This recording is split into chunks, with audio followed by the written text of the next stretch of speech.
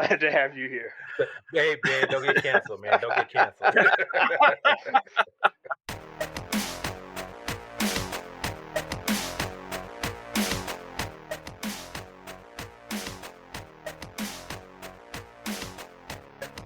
Welcome, everyone, to Show versus Business, your weekly take on pop culture from two very different perspectives.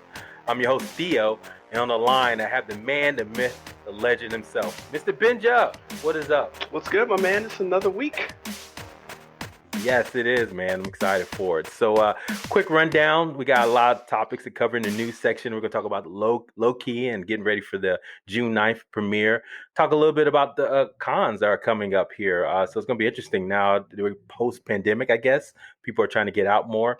And then we definitely have some interesting feature story this week where we're going to talk about the Arrowverse, the SvB verse, whatever we want to call it. We're going to kind of dig into the greats a little bit about talking about some of those shows. And finally, like we always do, the recap of the Bad Batch. So with that being said, Ben, I think we have a special guest on today. You want to introduce him? Special guest. Oh my God. Yes, indeed. Thank you. Today on the show, we have our guest. His name is Andy Lowe. He is, when you know somebody and you just don't want to try to formalize these introductions. Andy's old school like us. He goes way back. We spent some good con times together at the San Diego Comic-Con.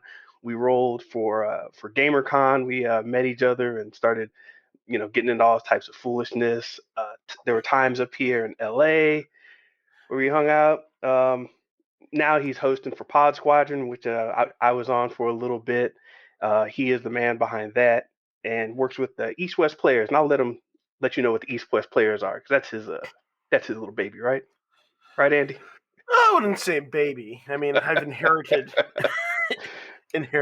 I'm again, my name's Andy Lowe. Yeah, I'm a director and currently a production manager and director of production and casting for East West Players. East West Players is the longest running professional theater of color in the nation and the largest professional producer of Asian American theater in the nation. So, been running since 1955 when it was founded by Mako, Beulah Kuo, James Hong, a lot of other kind of luminary, Asian American actors, and so we continue on that legacy. I did not intend to have you on around AAPI Heritage Month. But it works out. Yes, we're a little late. We'll take it though. Glad to have you here. Hey, Ben, don't get canceled, man. Don't get canceled. I mean, it's like 'tis the season. It's like around this time where I'm like, I actually do a lot of speaking engagements because everyone wants to talk to East West Players, and a lot of my coworkers don't have patience for it. I'm like, fine, I'll go. I'll do it. But it's like, I mean, I've done some like talks for corporate studios for like, for like Paramount and for some of the other networks, as well as like classes and, Asian American history and ethnic studies classes. It's like, it's all part of the month for me. Oh man, this is awesome. So Andy, my background, I'm in business world. I have my own business and do my kind of entrepreneur thing. I think we're all entrepreneurs, so that's a beautiful thing, but from different perspectives. So you as a theater owner, it's just kind of interesting to me. How's that worked out for you now with the pandemic starting to ease up a little bit? Are you guys excited? Are you ready to kind of start putting shows back on? Would love to get your take on what you're seeing out there. So in this capacity, I'm a administrator at a nonprofit organization. East West is a 501c3. It's been rough. I'm not gonna lie, right? It's like, already, ticket sales really only represent maybe about 40%, 30 to 40% of the revenue for a nonprofit theater organization generally. The rest of that revenue is all grants, foundation and individual donors. And so you had individual donors who weren't really sure where the market was going to go. You had our complete inability to sell a single ticket through the whole last year. Also, lockdown hit at just as we were about to open kind of the anchor of the season, which was a musical by Stephen Sondheim. And musicals are much more costly and intricate productions to put together. You have 3 times as many people in the company, as well as musicians, technicians, etc. So we expended all this money and couldn't sell a single ticket. So and then we had to pivot into digital production very quickly. But of course, what people expect to pay for digital entertainment is very different than what they expect to pay for a live in-person ticket. Did So you did you call it Premier Access? Because that might have. well, no, we did consider EWP Plus, but that Oh, didn't right. quite. Because of course, adding a plus sign to it. Wait a minute. What about Max? I mean, that's even better. East West Player Max Plus.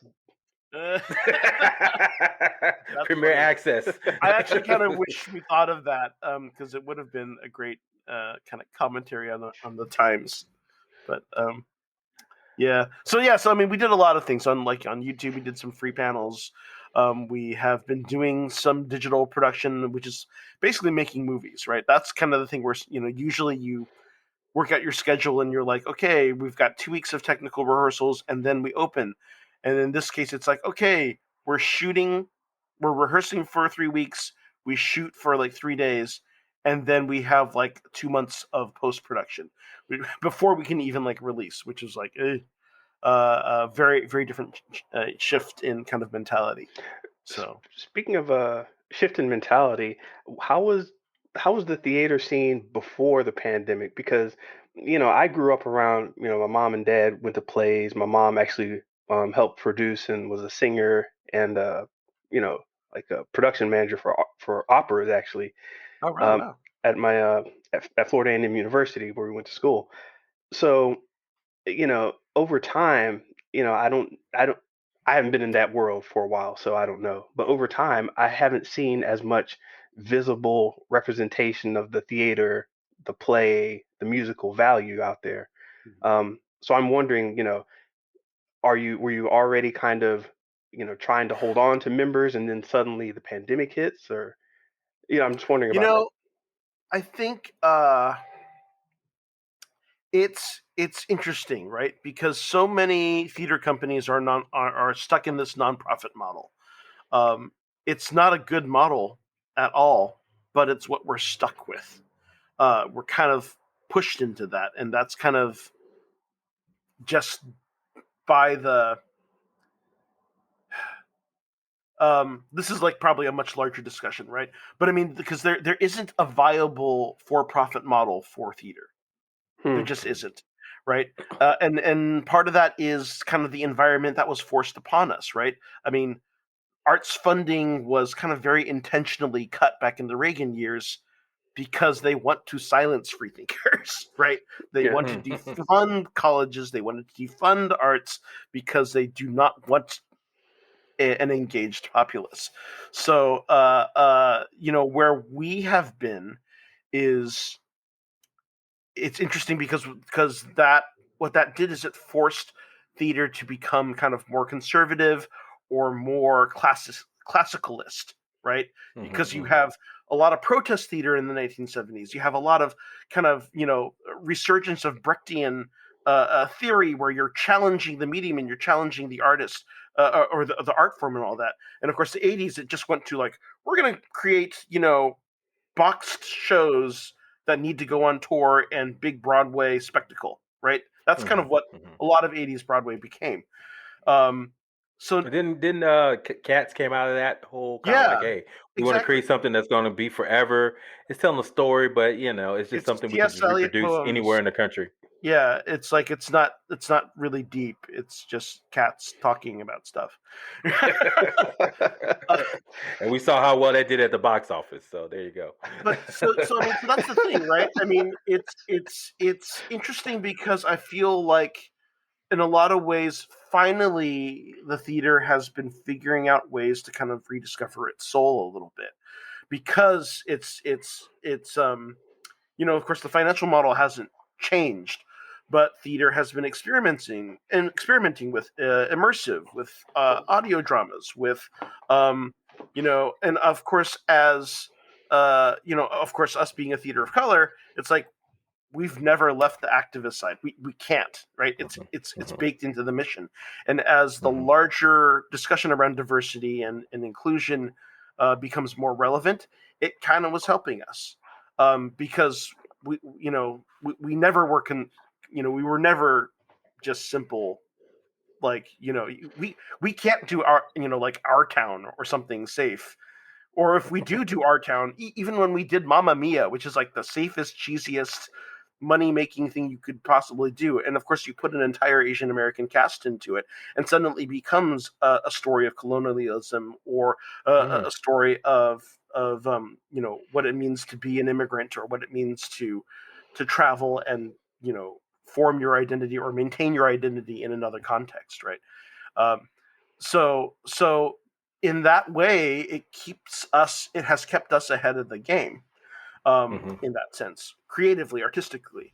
Of course, you kind of I think we were kind of surfing this wave, and to a certain degree, that is kind of what has helped sustain us, because as soon as shutdown happened, a lot of people in communities of color were kind of like, oh God, East West. Like, East West is an asset, has been leading the charge in diversity for years. We got to make sure that they're sustained. So like a lot of our donor base came out of the woodwork, to help sustain us. We're also based in Little Tokyo, which is, of course, is a historic community. Some of the businesses there are owned by the same family for over 100 years. And, Little Tokyo counts as on us to help them fight back gentrification, because, having an arts organization creates a line in the sand that keeps, certain modes of gentrification out, or maintains cultural identity to a community, right? So, so we have deals with kind of our landlords and with donors. So it's like, I'm not going to say it's not been hard, and every time a new grant or a new something came out, like, we were on like on high alert. But I mean, we are definitely surviving, and hopefully we'll come out stronger for it. Wow. So, No, thank you for sharing that. That was powerful. I mean, yeah, my background on it is like, I don't know if you heard of Kenny Leon, right? Out of Atlanta. I did a play, one time like years ago, and he came out of Atlanta. The True Colors, play very similar business back, basically 501c3, and they do their theaters, a theater of color, right? And so, during the pandemic, very similar, kind of pivoted to digital. So, these theaters of color, when they, like you said, when they do, so obviously they do a lot of stuff from August Wilson's catalog, right? So, there's a lot of stuff they can do there, but they do also traditional stuff, right? For all Black cast, for instance, for like, Our Town or something like that. And it's kind of like that Hamilton model that you talked about, right? So now you're casting, diverse actors in these roles, played by, white men or something like that. It does bring a slight pivot to everything. So it's going to be interesting to see. I'm a big believer in the arts, and we used to go to plays all the time in Atlanta. So I would love to do more of that. But no, man, keep up the good fight, man. I think what you're doing out there is awesome, and the communication you're bringing out there is huge, because art is important, especially for the new generation. Me and Ben talk about this all the time. We watch these shows, and you can tell there's not a lot of thought put into them. It's like some algorithm comes up with the creative process. And so now with theater, I think that's like the one kind of the true medium where you can kind of perfect art, from the actors to the sound to everything, so that the stories becomes richer because of it. So because you have that live feedback with the audience. So I'm impressed, man. Keep it up. Yeah, no, I mean, well, and we feel it in terms of how we become a pipeline too, right? Like, a lot of playwrights who we help develop or produce, I mean, have moved on to television writers' rooms, right? Like, Madhuri Shekhar, we were her first professional production in 2014, and she's writing on the Nevers now for HBO. I mean, it's I mean, there's a lot of folks. So. Awesome, awesome. We'll put in the show notes and put it out there on Instagram. People want to donate, to Thank you.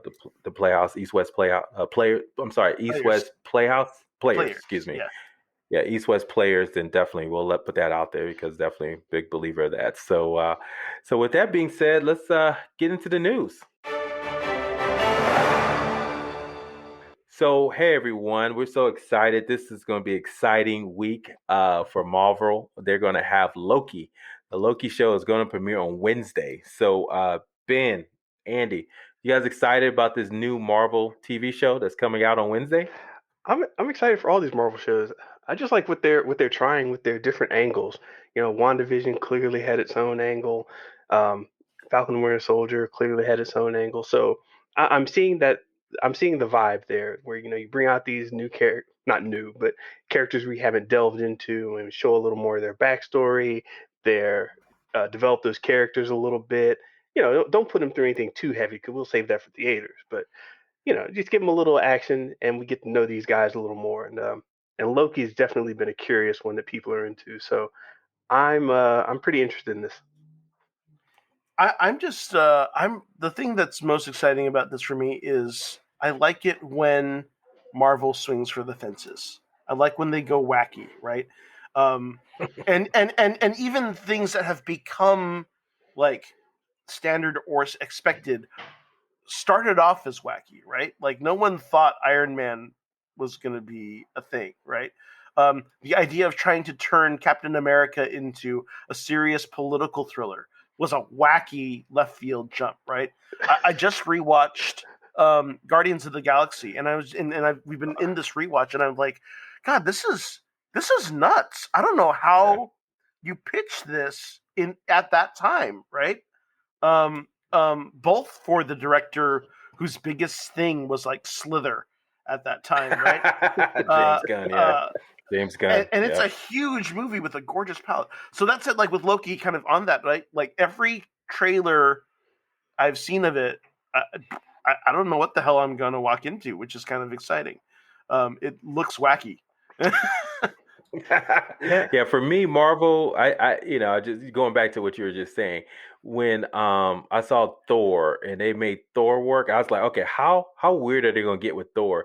And when I saw the rainbow the rainbow bridge, I was like, okay, they're going there. And so, but to your point, yeah, give it to Feige, man, and Feige we trust. We talk about a lot. I think he knows just the right time to kind of push the audience just out there, right? And so obviously Ben and I talked a little bit about what's coming up with the Celestials and coming up Mhm. here in the next couple of months. But Loki, I mean, the thing I like about it too is like Loki's a kind of like a beloved character now. I mean, we forget Avengers 1, he basically was an asshole, but and in Thor, but now he's beloved, right? Oh, look at Loki, we love him now. So I'm just curious to see how they're gonna really turn him, because I guess they did it with Zemo, right? I mean, Baron Zemo's now cool now, right? So Yeah. I guess Loki, they're gonna make him even cooler. It's, You know, it's gonna be interesting. I'm wondering if like some Disney execs came over and it's like, guys, we just did Maleficent and Cruella is scoring big, so all of your bad guys, they're going to be kind of good, okay? Just keep that in mind. We'll leave you alone. We'll be down the hall. I mean, credit where credit's due, right? I mean, Kenneth Branagh directed that first Thor film and made the active choice to, well, I mean, probably Kevin Feige as well, but like the active choice to like use Loki as kind of a truly Shakespearean, brother done wrong, right? I mean, he you know hams through it like he's playing Richard III, who's like hmm this hmm like wronged villain, which I mean honestly has paid off. Definitely. No, and in spades, man. And so, real quick, any predictions? I mean, so this is my high level thoughts. They're gonna show flashbacks. I think they're gonna do that, right, to kind of give you that emotional core of who he is.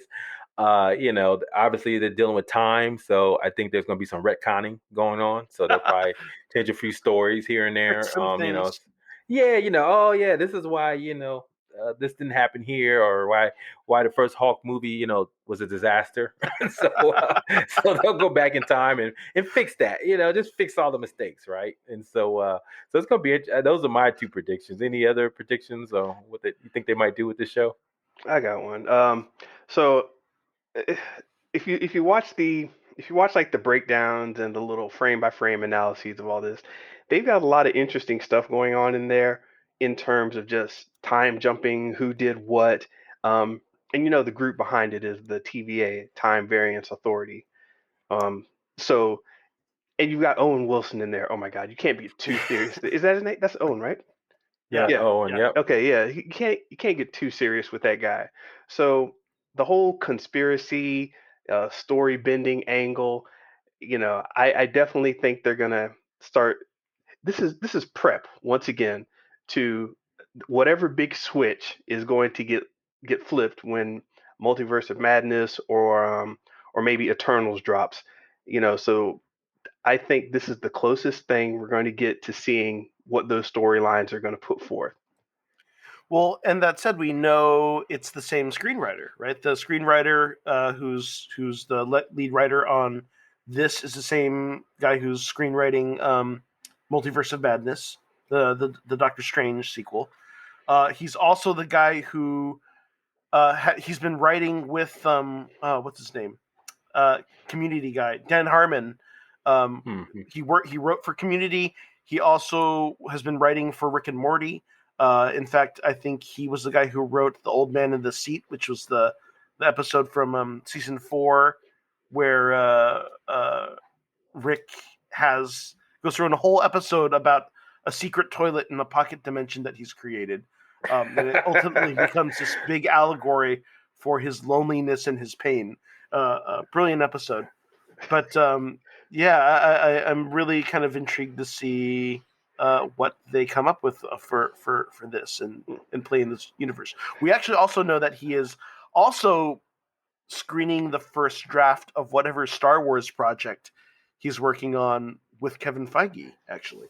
Oh yeah, that's right. Kevin Feige's gonna have his own Star Wars. Is it trilogy? Is that the rumor, or like movie They- at first? Single shot as far as I've never heard the Yeah. trilogy angle. He gets a Star War. A Star War, just Go for one it. war. Just one war. But like we talked about, this ain't Star Peace, baby. It's Star Wars, so it's gonna be multiple ones coming. By the way, I meant when I mentioned conspiracy with Loki earlier, I meant that kind of literally because they're touching on conspiracy angles and unsolved mysteries from America's history and the world history and all that. So it should be a while. I just hope they don't. Troll us, like they did with the Rick Boner angle, the Quicksilver and having the same actor, and then what's it? The other one, Falcon and the Winter Soldier. They're kind of trolling us there a little bit about, the guy was dead. What was the one they were trolling us really with that one? Was it? I can't remember. Everybody was talking about if a U.S. agent. Do you take this serum or not? Oh yeah. Maybe Battlestar, if he's dead or not. It was a lot of unknowns, and who's going to show up, and it's just like, man, just tell a good story, man. You don't have to troll us like you're going to put. Oh, I think everybody's like, oh, the X-Men are going to show up, behind this scene here, and this is going to lead the X-Men, or like, dude, just tell a story, man. Yeah. Because we know nothing's coming out of these TV shows. Kevin Feige already said there's going to be no major revelations right out of these TV shows. So it's kind of like, dude, just tell a good story, man. I mean, you already got Tom Hiddleston. He's good. I guess that's the strategy. Just like throw a bunch of stuff out. It's like, hey, don't pick that up and run with it. I'm just letting y'all know. WandaVision, we didn't know, right? You might get bonered. WandaVision. You just might get bonered. Yeah. Son. Well, WandaVision, we didn't know, right? They didn't know, right? They were just kind of like throwing stuff on the wall. And they were just like, hey, what's going to pop off? What could work? And they were just like, because remember, there was a lot of wild theories. Like the guy that's coming into remember, is going to be Reed Richards, right? That's going to be Reed Richards, right. And he's going to show up. And then they were talking about, oh, yeah, well, now we got Quicksilver. So is this going to lead us into the multiverse? Because that's really the X-Men, and he doesn't know it. So it's just like, too much. It is interesting that it sounds like there still were some higher ambitions in some of these. and of course, pandemic production kind of like eliminated some of those possibilities too. So I hope that's not like the trend. I'm hoping I can just continue to blame that on pandemic difficulties, forcing their hand to kind of simplify things. I hope that's still the case. It'll be fine, and we'll be here for the recap. We love it all. All right, what's next, Theo? Yeah, we'll get into the Comic Cons. It looks like they're coming back. I think the Comic Con itself, I think that's coming back this fall. I'm trying to look for the dates now, but as things start to open back up, I mean, how comfortable are you guys about going back to big conventions again? So be curious to see what your thoughts are. I ain't going.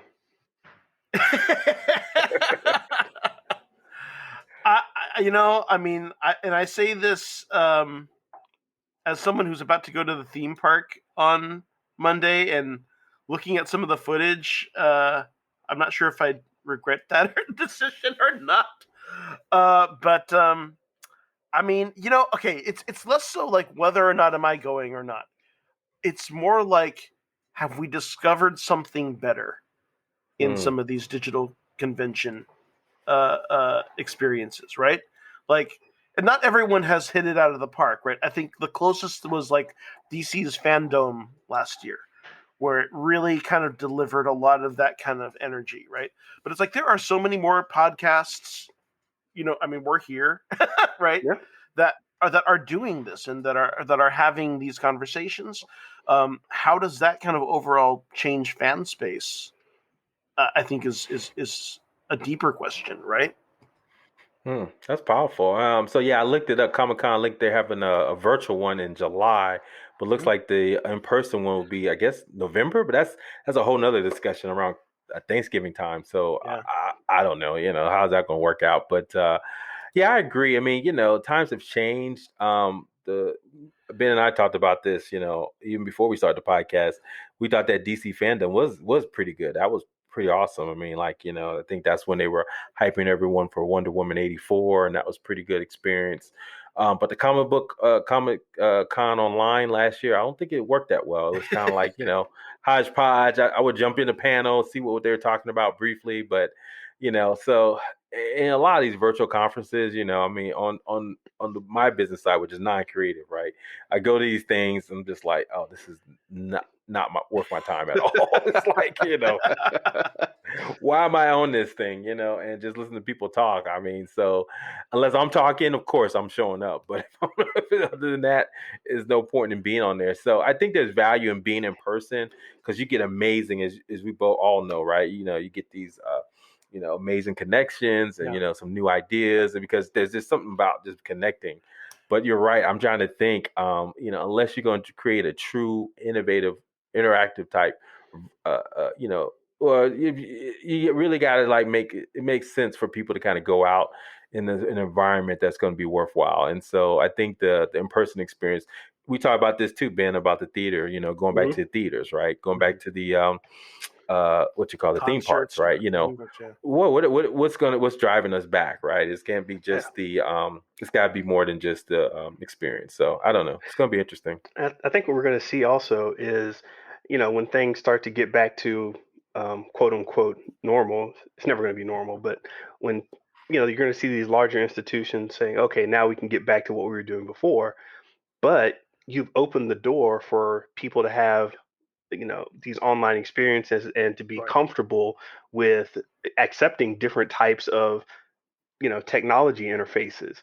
I know I've downloaded and tried out all kinds of new apps. People have put new payment systems in place. People are jumping on crypto. There's all this new action that's happening that people hadn't done before. So what I'm expecting actually is when things start to attempt to continue to go back to the way things were, you'll end up with a lot of smaller companies, a lot of upstarts, a lot of innovators saying, okay, that's fine, but we have this very cool thing that you can do from your, home. Jump on Fortnite and we're going to do this thing. Jump on, this new 3D version of, lastfm.com or whatever. I don't know if you guys remember that old site, but there's just going to be, you've opened the door for all these little ways for new companies to come try things out. So that's what I'm looking forward to. Well, and also like access is so much more available now, right? I mean, even as a nonprofit, it's like Daniel Day Kim cut his teeth at East West Players back in like the late '90s, in playing the lead in a David Henry Wong play. Uh, he is a fan of the company. He donates to the company, but he rarely makes it to events because he's always shooting. He's in Hawaii. He's in whatever he's producing, Good Doctor or whatnot. Of course, he's been able to show up for these kind of online panels for us, right? Uh, and suddenly that opens this whole world of like, we've had access to, friends and celebrities and allies that have not been able to show up for us in this level of capacity before. And so that's kind of a cool thing. And I think that the fandom world is going to kind of experience that too. What's going to be lost are these kind of direct things, like the things where you are walking through the sea of cosplayers all taking photographs and you see the guy who took a bunch of Amazon boxes and made an Optimus Prime costume and used Amazon Prime, right? Like I'm gonna miss bumping into that guy or seeing, You're those gonna miss kind of that guy, one-offs. huh? Yeah. Don't worry, that guy's out there. He'll show up somewhere. He'll show up somewhere. I'm Yeah, sure. or like the drag queen Deadpool with like live goldfish in his shoes, Yeah. and or like, oh no, it was he had an infinity heels basically. Yes, indeed. No, well, so like I said, I think we're both all on the fence on it. I mean, I do miss them. I'm based in Tampa right now, and they do have a Tampa-based Comic Con, and I dress my kids up as Spider-Man and Spider-Gwen, son and daughter, And they're and we masked. ran into a whole yeah, and so we ran into a whole group of well, he was Miles, my son was Miles Okay, actually, Miles Morales. nice. So and so we ran into a bunch of Spider-Verse people. We all sat there and they all were screaming Spider-Verse, Spider-Verse. So I'll never get that, from a virtual experience, right? Just my Right. kids in the middle, 20, 30 different Spider-Men from different universes all sitting together, yelling and screaming. So, that's the thing you miss from the Yeah. in-person thing. So Yeah. so I may show up, if it's safe and all that, but so that's what I do miss. So we'll see, man. Well, as always, wait and see, as things kind of progress. So one last thing we kind of want, well, two things real quick. Ben, did you want to cover? I know we talk about this a little bit, and so Andy, one of the things we cover on this podcast is a little bit about the crypto market and what's happening there and how it's translating to art, and and has been seen in a sense. NFTs have just exploded, the non-fungible tokens in this art world. So Ben, I know you're kind of a reporter on the scene, man. You're that in the field reporter. What you got, Ben? What you got? Well, just recently, you're talking about the NFT scenes blowing up. Well, it's blowing up in the opposite direction for some people. Uh-oh. Yeah, just recently we had a 90% decline in the amount of NFT transactions.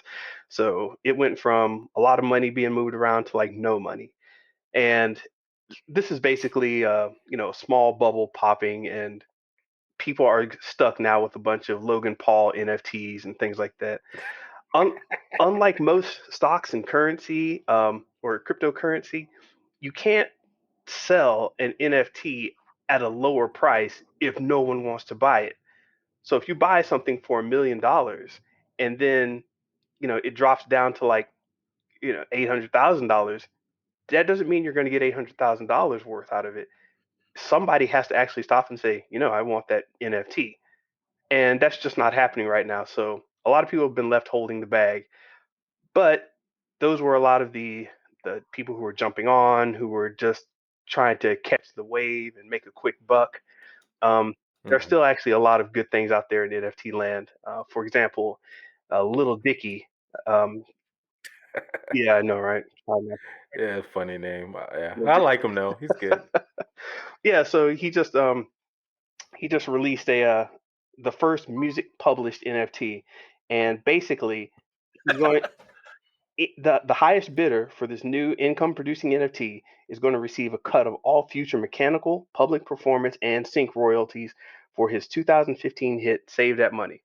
So some random guy, whoever it is, who bought this NFT is going to be walking around with, the Save That Money shirt, play Little Dicky, because every time they do, he gets a cut, just like the rest of the music execs and everybody else. So I think that's brilliant. That's what I want to see more of. I'm all for it.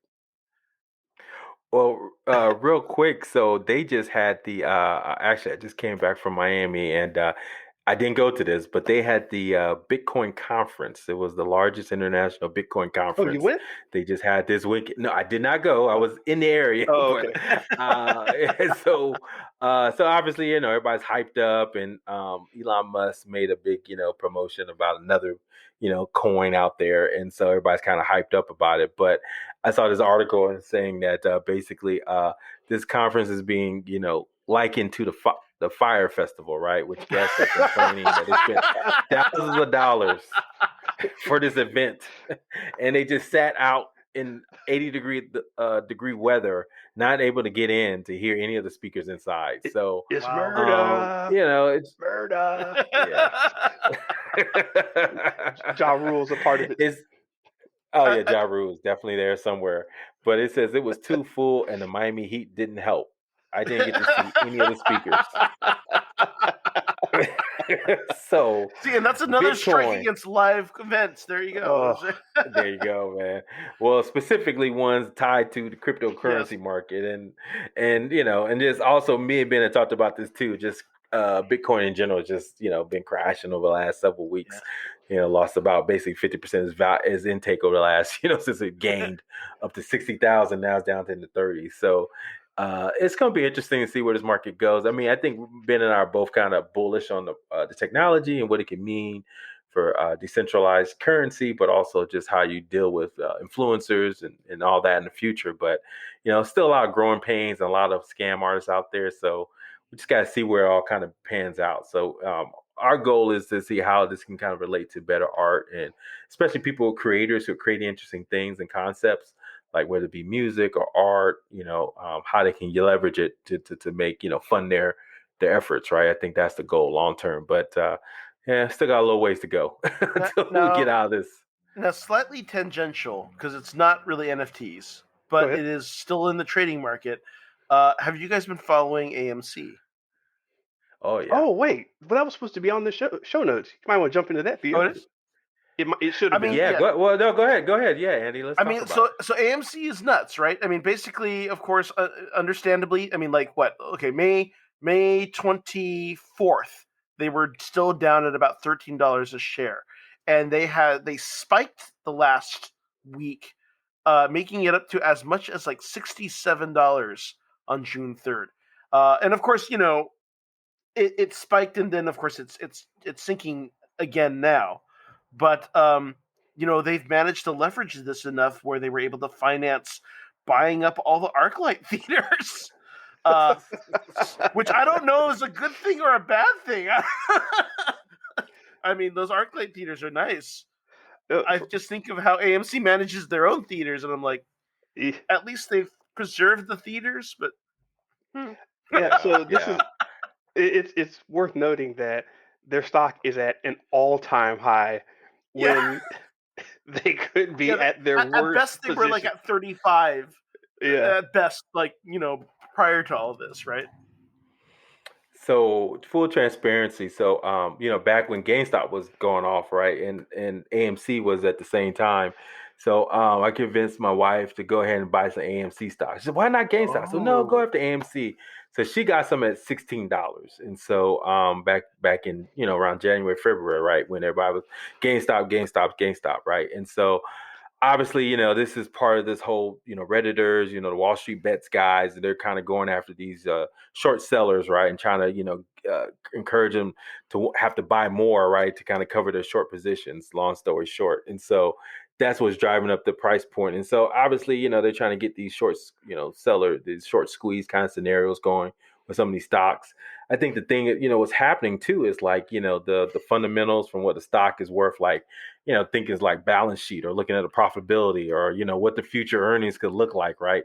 It's kind of being diverse, really taking it's like what, this is a meme stock, and the CEOs are taking a page out of Elon Musk, right? Yeah. So the CEO of AMC, he's taking advantage of this, like you said, leveraging, getting, like you said, more. He's actually issuing more stocks, right? I think he issued like $11 million more stocks. So obviously, that immediately costs, when you say you're going to open up more supply, the cost is going to go down. So immediately, stock went down from, I think it was at 70 at one point, went down immediately to like $40. Right. And then, but he's taking that and he's trying to like, okay, well, we love the retail investors, so guess what? You get some free popcorn if you're a retail investor. And so it's like, That's so comedy. I was like, I'll go get Yeah. some free popcorn. Let me get a stock. I mean, I'm gonna look at it on Monday, right? I'm thinking about buying a couple of shares because I mean it is going down now, but I mean they might play this right. Because I mean, theaters are starting to reopen. People want to go to theaters. I mean, and like Black Widow's right around the corner. The one thing that I did do back then was I actually invested a little bit in IMAX specifically because I figured of the whole theatrical experience, theater experiences, IMAX was definitely gonna come back. And of course, it's still been doing strong in China too. Oh, interesting. But yeah, I saw IMAX is down a little bit, but it's going to be interesting. It'll be, I think it's a function of like, do we get more, people like Christopher Nolan, right, who believe in the art form, right, or the format, right, in IMAX, because I think Dunkirk was like, oh, you gotta go see it in IMAX, or was that 1917, right? They recommended you go see that in IMAX, so it'll be interesting to see, how that kind of pans out, but good for AMC. I mean, they're really taking a page out of Elon Musk, the CEO there, and he's just like, hey, we're gonna just ride this to the moon, baby, right, Yeah. Ben? What do they always say? To the moon. To the moon. Hey man. Or I guess to Mars now, right? Hey man, anytime a major stock gets its trading halted 4 times in like a day because of Reddit, that's cause for celebration. I know, man. I know. I'm gonna start putting Reddit alerts right on stocks now, just to kind of see.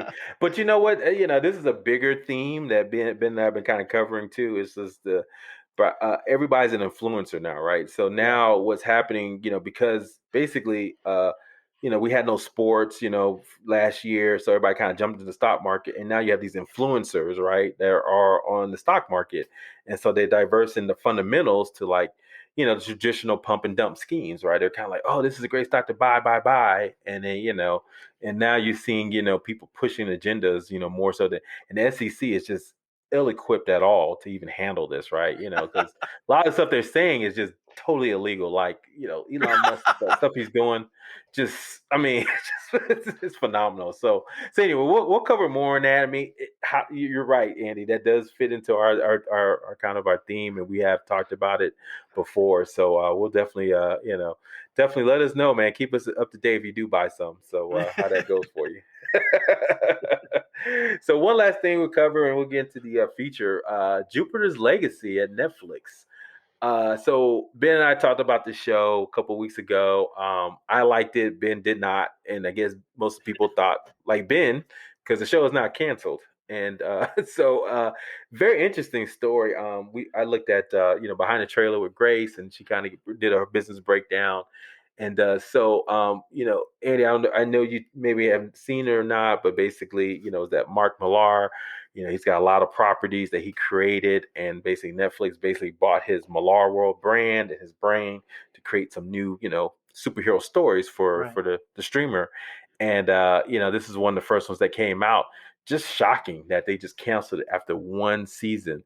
So Ben, high level thoughts, man. What do you think about that? Is this bode well for Millar and Netflix in the future? So Netflix is cutting edge, and I don't know if this is good or not, but it's certainly alarming just because I don't know what the hell is going on over there. Um, i- if you think about it, they've got this new property. They say, hey, we're going to come with our own original hero show. Screw the Marvel stuff. We're phasing out the DC stuff. This is Netflix. We've got Millar World. We're building something great. And everybody was like, okay, cool, I'm down. Well, the way Netflix works with their algorithms is they have a way of quickly determining if they should continue something or not. And regardless of the fanfare behind it, the critical reaction, the need to build up a base, if the algorithm says it doesn't fit the numbers, it goes. So within a month, it was very close to a month, I'll give it that, of the debut of the show, they announced that we're not coming back for a season 2. So to be fair, they said they're going to have something else from the Millar World universe that's going to focus on villains instead of heroes. But the way it was announced really wasn't like, hey, we're transitioning into something new. It was like, nah, we're done with that. The numbers didn't add up. Goodbye.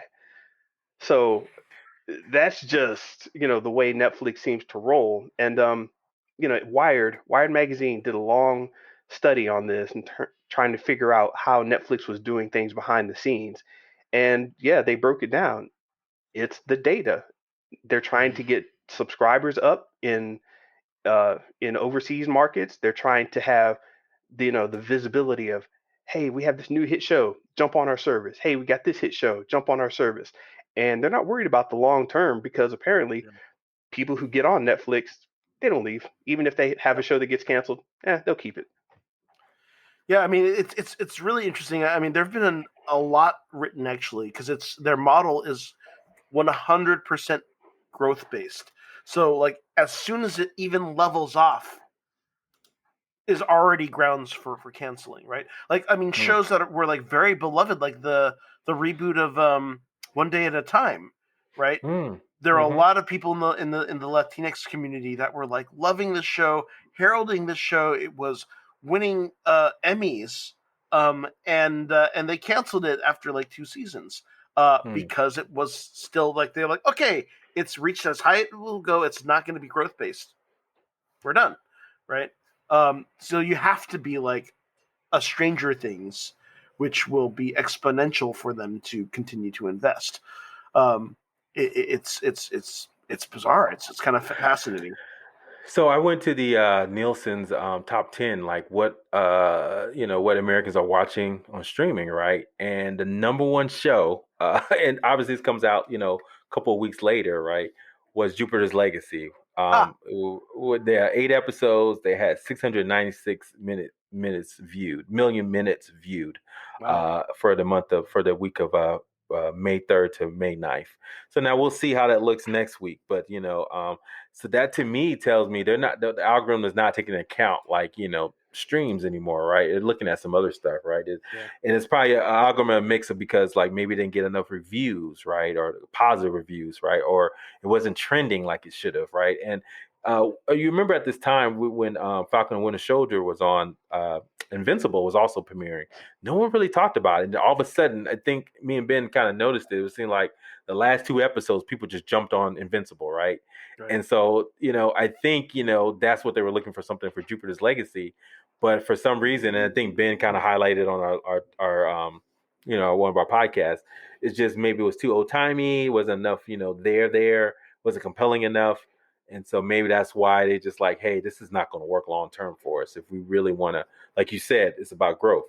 They're already at 200 million. So what's going to really move that needle? Because you're right, growth is key. That's why HBO Max sold off, to Discovery Plus, right? Because they're like, look, we don't have the numbers. We only got 20 million viewers. We're competing against Disney Plus that got 100 million in about 18 months. Yeah. So that's the number that Netflix is like, we're the lead, but we're not growing fast enough. And so they're looking for that growth.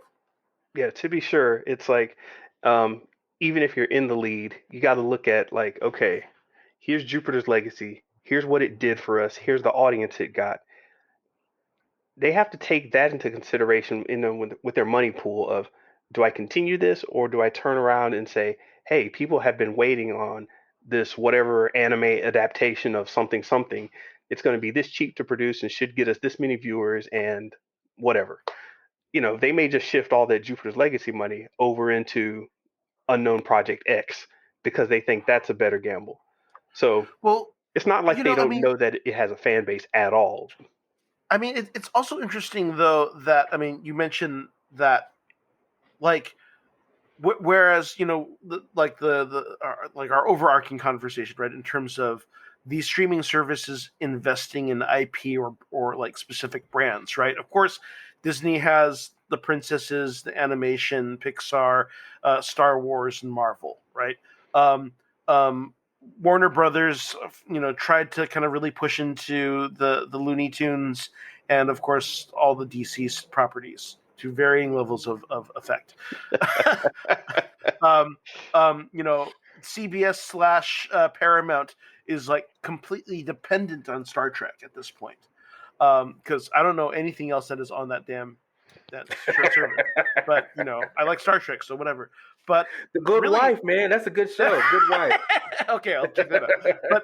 But Netflix, interestingly enough, like this is like really the first kind of hero based thing that they really started to invest in. Well, I guess other than like the Daredevil and the other Marvel shows, of course, that got pulled from them. But their big saving grace has been anime. Actually, not even just anime, but animation in general. Whether it's Love, like Death, and they've got Robots. about as Love, Death, and Robots, but they got about a zillion different anime adaptations of like various video game properties. Like people are very loyal to that Castlevania series, which I've only watched a little bit of. I mean, of course they've got the Witcher live action adaptation. So it's all these video game and anime properties that have been their pocket of geekdom that they've kind of embraced over heroes, over space and sci-fi. And I wonder if that's part of it, right? If that they're just like, okay, they own the hero space, let's just double down on animation. Some of these Chinese funded animated features like Over the Moon and stuff, as well as their continued um, um, investment in the anime world. No, that's a great point. I haven't watched as much the anime world that they have. I know Ben is a big believer in Crunchyroll and what they're doing and some of the stuff that they're putting out there. But Netflix is Netflix, man. They got more money than God right now, and so they'll figure out. They're gonna keep trying, man. They're gonna figure out this superhero thing because it's just too much money to be made. It's kind of like Amazon and thinking about like healthcare. They're gonna make out, strike out a couple of times, but they're gonna figure out how to get you a doctor using Amazon, right? And so, likewise, Netflix is gonna figure out, you getting your superhero fix right from them because they put so much money. I mean, the comedy stuff, right? They put all the money in that, right? Like you said, anime is really good. They got documentaries, right? That's really good for them. So they're looking for all these different angles because they have to, right? Because the big growth factor, but to your point, is international for them, right? Like the criminal Right. series, like what they've done is like basically, hey, this is the format, and basically we just do the same kind of set, but we just do different languages, right? This is one's for Mexico, this one's for Britain, this one is for South Africa. So that's kind of like their big growth area right now. But they're going to try to figure out the superhero thing. It's just too lucrative for them not to. Now, if it's with Millar, I'm sure there's some other creator. They might pull a big truck up to Kirkman. He said he saw the success he had with Invincible. Say, hey Kirkman, you want to get Battle Pope out? I mean, I'm honestly I'm expecting to see even more investment in video game IP adaptations, right? I mean, that kind of seems to be, their trend. And it matches with them trying to build a gaming service. So that whole Oh, I didn't universe know about that. yes, they're working on a gaming service of some type. Oh, wow. Yeah. I mean, it makes sense. Bandersnatch, right? They're experimenting Yeah, with this that's right. interactive type of, viewing experience. So it would make sense for them, and they're buying creators anyway. So I mean, I just don't know I mean, I don't know, Ben. You probably know more than me. Is there any compelling video game stories? I mean, I know The Last of Us has a compelling story, but I think someone else has got that property. But I'll be curious to know: is there any compelling stories that Netflix can, or IP property that Netflix can buy up on? Seems like a lot of that's gone already. Anything that was really compelling from a video game standpoint. If you're just talking about making a video game a show based around a video game property, there are plenty of companies that are stumbling trying to figure out how to get into the Hollywood space that would be very, very willing to do that. Okay. So still open season. So Netflix, we're rooting for you. I know you're the small player in this thing, but we think you can win, man. I mean, Netflix, keep it up. yeah, I mean, just think about it. You got like what do you call it? Mortal Kombat made all that noise, just because it was Mortal Kombat for the most part. Geez, pick any other fighting game. Virtua Fighter.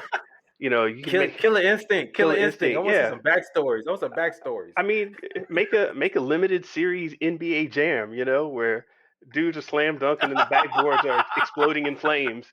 You do Can we animation. get those big faces too? I want them big, Modoc size heads, as they slam dunk. That's right. That's right. Okay, so here's a quick list of Netflix video game adaptations. So of course, the Castlevania just did season 4, Dragon's Dogma, Minecraft. Apparently, of course, the Witcher live action series is up for another season. Dota, Dragon's Blood, which just premiered its first season. A live action series for Resident Evil, and a live action series for Assassin's Creed. An animated TV series for Cyberpunk, an animated series for Splinter Cell, animated series for Tomb Raider, Angry Birds. So they're working on it. They're developing a lot of shit. Why'd you laugh with Angry Birds? Because both the inevitability of it and the brilliance of it. Oh, right? so you don't know? There's a whole generation of Angry Birds. What? The apps, the Angry Birds app, for quite several years now, they've had movies and cartoons within the game. Really? Yeah. So you're just I didn't know that. You're just shooting birds and whatever, and it's like, hey, you just unlocked the toucan character. We put five new episodes of the toucan cartoon on the app. So when you're not actually playing, you could just watch the little birds run around and do stuff. It's smart. really, it was really weird when I first saw it. I was like, why is there a little TV play button in the corner? And next thing I know, I'm watching these dumbass cartoons. I mean, they're really dumb, but they're very effective. Anyway, carry on. I'm looking more through this list. There's a Final Fantasy live action series, a Cuphead show. There's a lot of stuff actually. I kind of thought about this on the fly. So I'm actually surprising myself. No, this is, hey, Netflix is going to get all the money. But check this out. I just also looked at the Angry Birds movie. Remember, they had a theatrical release for the first one and then the second one. The first one made $100 million. so yeah. Right. And then the second one only made roughly about 50 million. Well, worldwide made 154, the second one. But yeah, there's a lot of IP they can just meme from that, right? And so yeah, you're right, Andy. I think you hit the nail on the head. That could be a huge growth area for them, right? If they just invest in all the video game IP and just get some good writers together, and they'll make a story, right? We'll figure. But it's just like people have been working on Halo for how long? And it's like, dude, why can't we get a good story out of that? So it's kind of like, that's true. So it's kind of like, okay. What's the other one? Metal Gear, right? Dude, that'd be a huge story. Metroid, that could be great. It's like tons of stories. It's like these games we played and we love, but it's like I don't know why people can't create good stories. So yeah, maybe we'll do a deep dive on like video game IP, man. See what's make a great story. Remind me to get some Advil so I can temper my headache as I go through all the video game movies. Hey, Ben, can we talk about Red Dead Redemption? Absolutely. Awesome. We'll table that for another day. But so hey everyone, we're gonna move on to our next feature, the Arrowverse. So for those that don't know, the CW has been instrumental for a long time in creating basically DC TV content, live action TV content since 2012 with the release of Arrow. Which ran for 8 seasons and recently, I think last year, a year and a half ago, ended this series. So we brought on Andy because, this is something Ben and I kind of played around with. We all kind of watch them. I'm in and out. I think, Ben, you're maybe in and out. But these shows have been around for a while, as we can see, almost 10 years now. And we just kind of want to do a check-in, Ben. I mean, and Andy, on the quality of these shows, the thoughts on what you think about these shows. This is just kind of a check-in. Hold up. So I don't know. Go ahead. Let's see. Let's back up for a second before we just cannonball into the deep side of the pool here. So we're all in this little Facebook group, and we talk about hero movies and the latest Marvel DC thing coming out. And over time, I noticed Andy was always saying, "Hey, that was a great episode of The Flash last night." I was like, "Really? Huh, I'm about 3 episodes behind. I'm about 3 episodes behind. I should go check it out." And Andy just kept coming through with all the Arrowverse references, and then Supergirl came out, and he was like, "Oh, new trailer up," and I was like, "Oh wow, I didn't know." So over time, I've come to know Andy as the Arrowverse, CW verse, I don't know if Berlanti I verse. like this. Whisperer. I don't know if I like that reputation. I don't. Okay, sorry. Uh, Apologies. So, It's all but good. yeah, No. how did you? Where did all this come from? I don't even know. You say it started with Arrow. Why the CW? Because that always surprised me. Why did they have a verse? Yeah. Okay, I was actually just talking about this with a friend of mine. So the thing that I find fascinating about this, right, is that like the CW definitely has a demographic. Like their specialty is like teeny bopper TV, right? Yeah. Let's just face it. Uh, uh, uh, so when I look at like the success of the Arrowverse and kind of where its lineage, I kind of have to go on a whole linear path from this all begins with Buffy the Vampire Slayer. It Ooh. moves on to and in terms of establishing a format. And then it moves on to Smallville, which basically it really was Superman as Buffy the Vampire Slayer, and from Smallville to the Arrowverse, uh, and all of this is still fitting this kind of teeny bopper soap, um, with superpowers and using kind of the allegorical nature of superheroes or powered beings, um, to fuel teeny bopper soap. Um, which is a deeper analysis than this is worth. But but I do find it really fascinating how a how it's evolved, b how it's basically held up this network, right? Hmm. And how I think it's evolving right now, because I do feel like the Arrowverse has kind of peaked a little bit, and you can kind of feel, in my opinion, like even they're kind of tired of their shtick. Uh, uh, like it's to a point where like they're not even trying anymore. I mean, you can actually even feel like if you watch Legends of Tomorrow, like Legends of Tomorrow is their complete left field show where they can decide to be completely free of any canon or timeline or whatever, and they can just do whatever, just embrace the ridiculousness of everything that they are doing.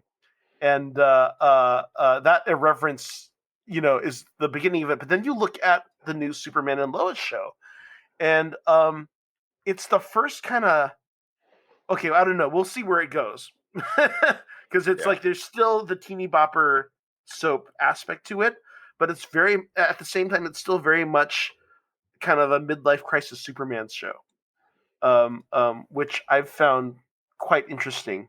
No.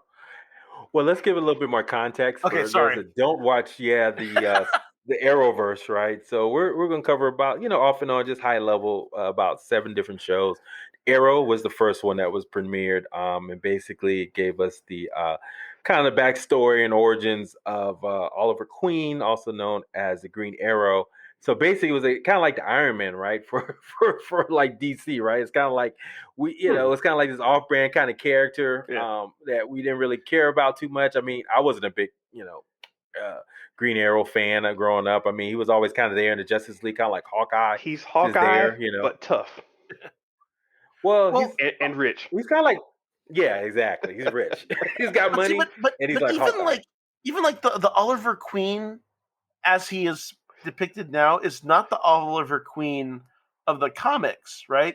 Like, I mean, Oliver Queen, if you go back to like the comics of the 60s and 70s, he was kind of a, hippie industrialist, right? Like they used him, they did basically their answer to Captain America and Falcon with Green Lantern and Green Arrow, and it was, them crossing the country, with a power cosmic dude and a guy with a bow and arrow, figuring out America during the civil rights movement. It's like, what's going on, right? He's like, here's two characters we don't know what to do with. Yeah, let's do that. But but the Arrow that we have in the Arrow was, let's just say it's a Batman ripoff. It's basically the Arrow trying to be Bruce Wayne. And that was also born from Smallville, where they introduced the Green Arrow character when the Batman rights were not accessible because they wanted to. But they did introduce the character. The character, what was his name? Dark or something, and he showed up. He was supposed to be like a Batman. Oh man, you see, I'm digging in the crates about looking at my research, but there was a character that they introduced. It was played by Ian Smoderhold or something like that. He was from Lost, and he played like this dark character, mysterious stranger that showed up in Smallville, and he was supposed to kind of quote unquote be Batman, but they named him something else. I don't remember that. Yeah, I'll look it up separately. But to your point, yes, they introduced Green Arrow in the Smallville, and then now they just kind of rewrote that whole character and created a whole new guy, like you said, like a Batman ripoff. So high level. So we don't want to get into too many details, because people watch it yourself. It's on you can stream it anytime on Netflix. Let's talk about three things. Did you like the series as a whole? What do you think worked? What do you think didn't work? And then, was that a good place to jump off where we got all these other shows that came out of it? We're talking about starting with Arrow. That's correct. Let's start with Arrow because that was the one that kind of just created everything. So I liked it. I thought the lore was kind of cool. I didn't get onto it until I'd gotten onto the Flash actually. So I had to actually go back and then was like, oh, okay, this Arrow guy is kind of decent. I don't have a television version of Batman, so I'll watch this green guy. That was seriously my thought. I was like, oh, okay, cool. Yeah, I know Oliver Queen, but all right, no Batman. I got this. Boom. Yeah, I was fine with it. I mean, it's the CW, so it's really light, but I wasn't getting any live action DC, on the regular. So between Flash and Arrow, that's how I got jumped in. I don't know. Yeah. I mean, and I would say, it was interesting, like when you look at those first couple seasons where they really were making an attempt to kind of respond to, what was prominent DC storytelling at that time, which was the Nolan Batman. So it was this gritty. I mean, like basically, when you look back, it's like Oliver Queen is basically a serial killer. Like he's kind of obsessed. He's got a list of people that he's gonna kill. Like he's going to kill them. This is not like like viewership just went up by you saying that, by the way. Yeah.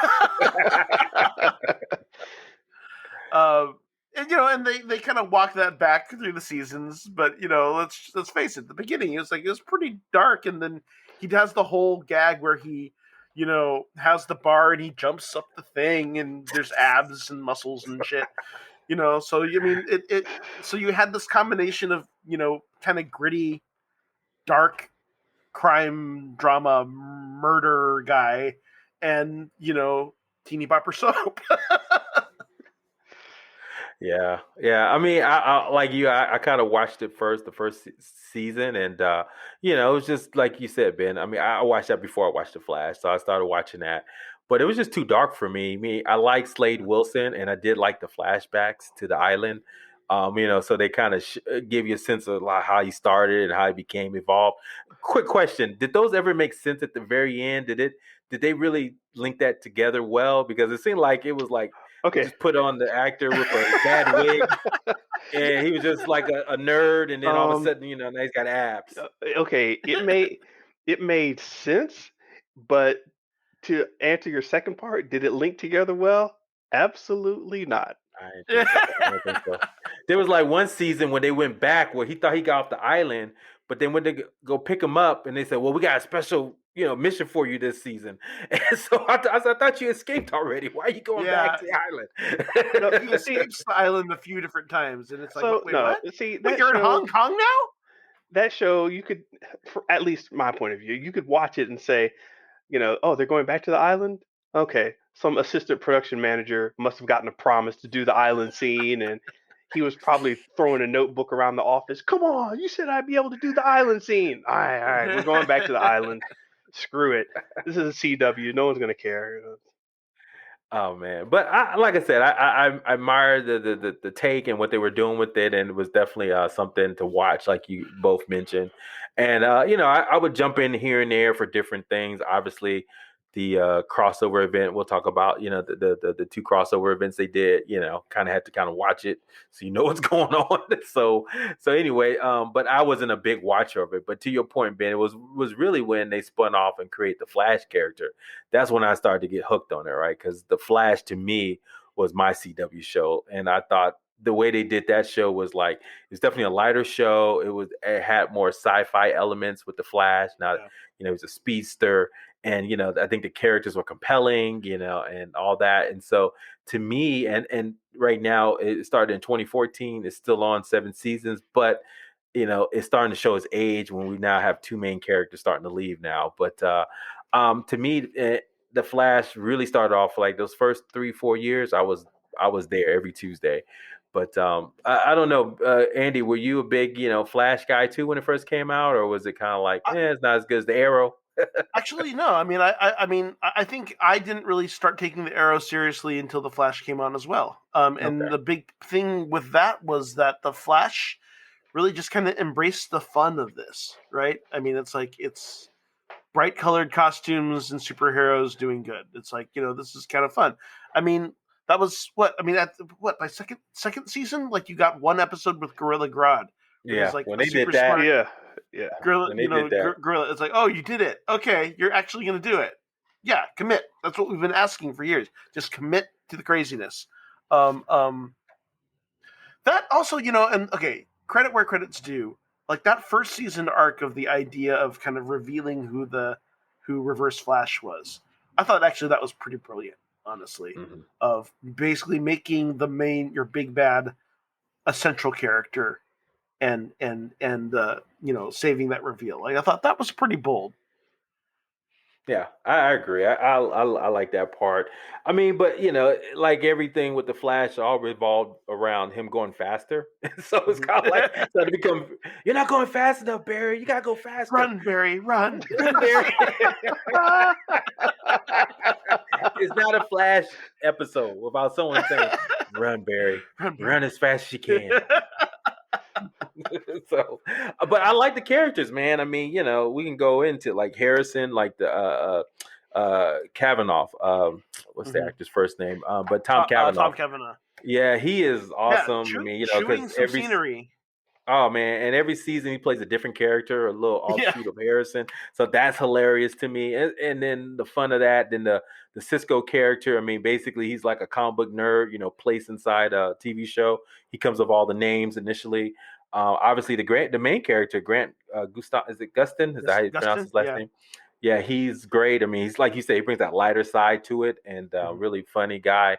And Iris, I think she's come on her own now. I think she's really kind of a capable lead. So all the characters, I mean, are great, man. Even Jesse L. Martin as the dad figure, man. I thought that's been great. Yeah. So I mean, I think that's what kind of drew me in was the characters, and the interplay of all the characters. And you watch some of their. I went to YouTube in preparation for this and looked at some of their blooper reels, and it was just kind of funny, because they're saying a lot of scientific talk and gobbledygook, and they're like always fumbling on their words and just cussing and saying shit. We gotta do this over again. Fuck. So, but they are, Pause. We gotta. All right, Theo. I'm gonna start writing down these words, man, because last time you said flabbergasted, And this time you legitimately said gobbledygook. Gobbledygook. Gook. My bad. Get it right. That's like, Oh, you have been watching The pretty much Flash. what they're saying. You have been watching The Flash, haven't you? Oh man, I love it, man. That stuff was like great. And then like how, if you're, I wasn't a Flash guy, but then they introduced all the different characters. Like, he has an extensive rogues gallery, right? Just kind of like Batman and Spider-Man. So they start introducing those characters too. Even on the hero side, man, like they brought what's his name? Firestorm? Yep. Firestorm. That is like such a bizarre, weird character to decide you want to try and put that on like primetime network television. But dude, we all remember it, man. Wait, hold on, real quick. Guy. We all remember it though. Why do we all remember it though? Why do we know Firestorm? From the cartoon. Did he premiere on Super Friends? Yes, that's what it is. Super Friends, man. Come on. We all know Matter of fact, I remember when they introduced the character, man. You got hype Sunday, Saturday morning. They're like, "There's a new character coming out," and we're like, "Oh shit, who's coming out?" It was like this nerdy kid and his professor, and they become this one character. We're like, "Oh shit, they about to do it." So yeah, man, that's how we know Firestorm. But yeah, you're right. They introduced Firestorm. I thought that was awesome. I mean, a lot of great things came out of that, and then I mean, that kind of led into the other shows. I mean, we can talk about Legends of Tomorrow, but also Supergirl. What were your thoughts on these kind of like second generation Arrowverse type shows? What are your thoughts on those? I traditionally wait for Andy to say, "Hey, something cool happened in episode 4," and then I'll go watch that. But aside from that, I kind of fell off on him. Legends of Tomorrow, there was some Hawk Girl stuff going on. I was like, okay, and I don't know. I couldn't stick with it for long.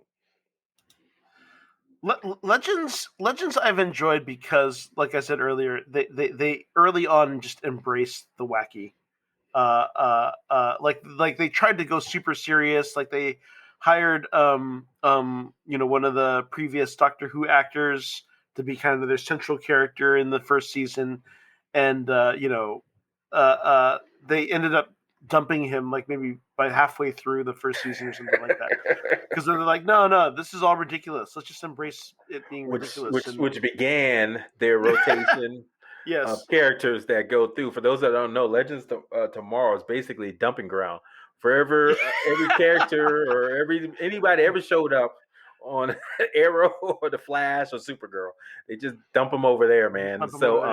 And see if they work out. And some stay, some leave, some come back.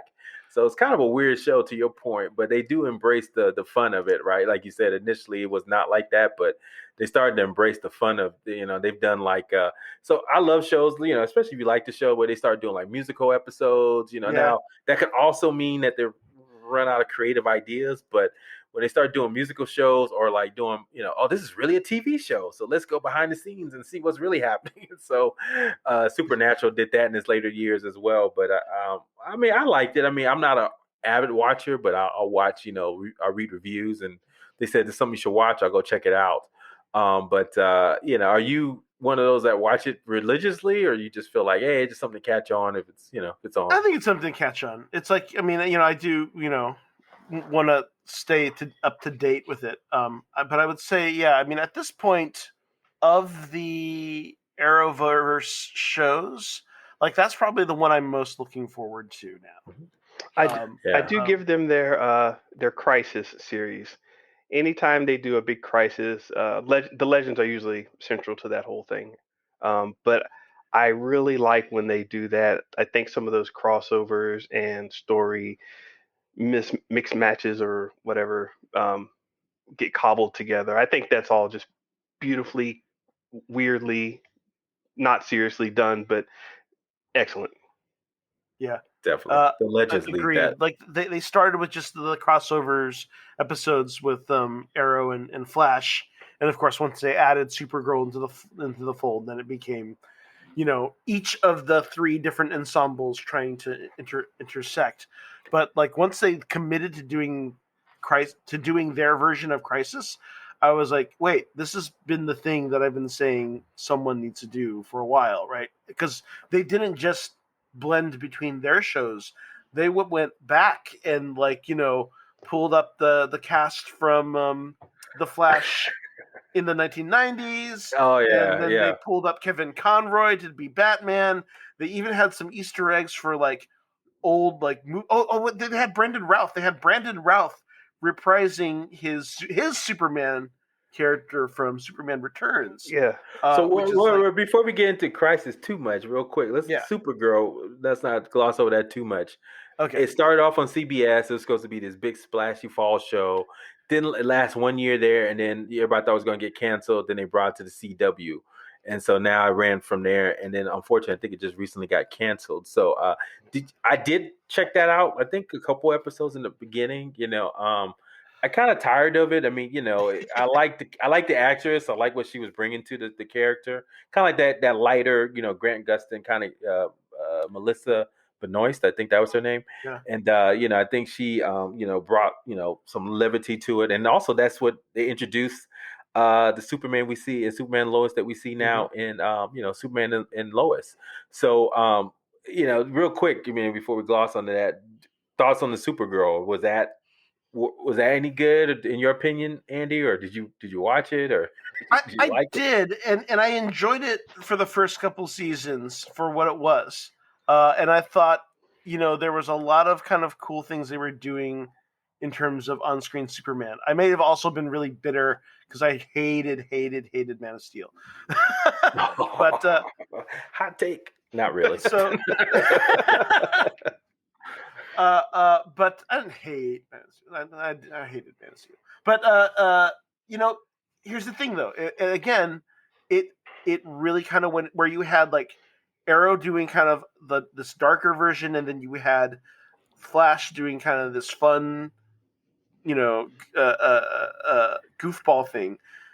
You had Supergirl to really kind of push back into the teeny bopper teen girl thing, and it went hard into that, which I completely understand why it alienated a lot of fans with that, because it's definitely going for the what is it, the teen Vogue audience, and there are accusations of them kind of leaning heavily into an SJW, and I hate throwing that term around because I think it's overused, but kind of leaning into an SJW perspective.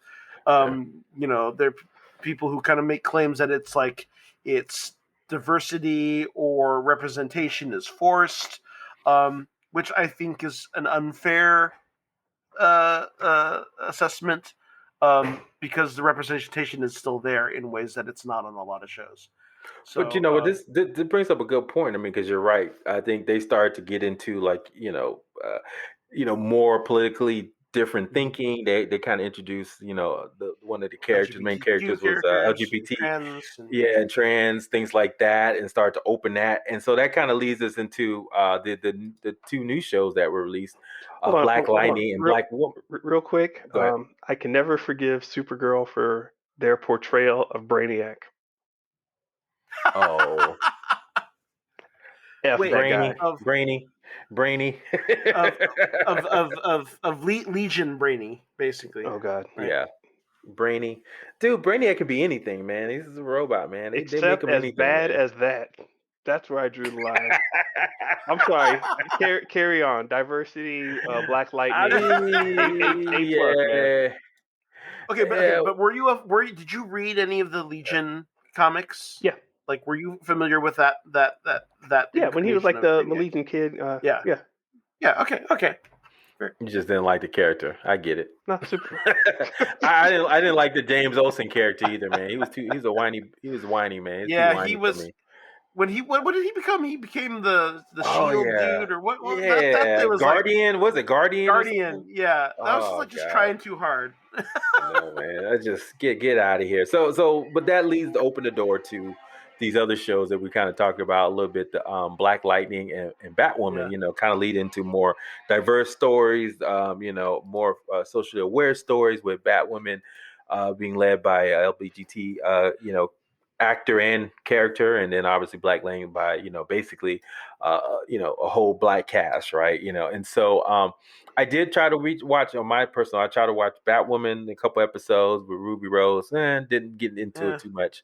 And then Black Lightning, I think I watched a couple episodes. I said I was gonna watch it later. Then we got back to it. Then I tried to watch it with my kids. No, it's too adult right now for my kids. Way You're too probably adult. right. Yeah, I didn't Oh think yeah, about it from me the and my kids. I didn't daughter. think about it from the kids' perspective because it's so. I don't know. I don't It's want to out say there. kiddie, but it's like bouncy and kind of yay. But then the themes are pretty heavy. So Oh, yeah, I they're see. they're heavy, man. Drug use and just cussing and this and that, which is fine. I think they're trying to go for a little bit more gritty angle, and I like the family angle of it.